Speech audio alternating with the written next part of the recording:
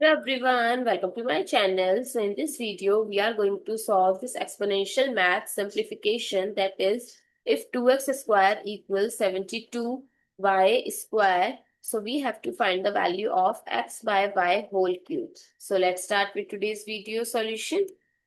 So here 2x square equals 72y square.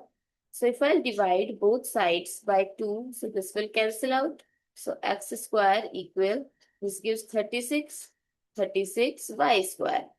Now x square equal 36, I can write it as 6 square y square. So x square equals 6y whole square we can write.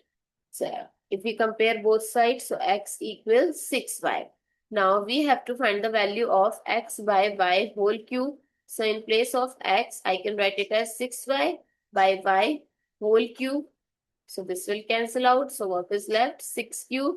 That is 6 times 6 times 6, 216. So what is the value of x by y whole cube? 216. I hope it's clear and you find it useful. So don't forget to share your feedback through like, share, comment and subscribe to my channel. Thanks for watching. See you in the next video.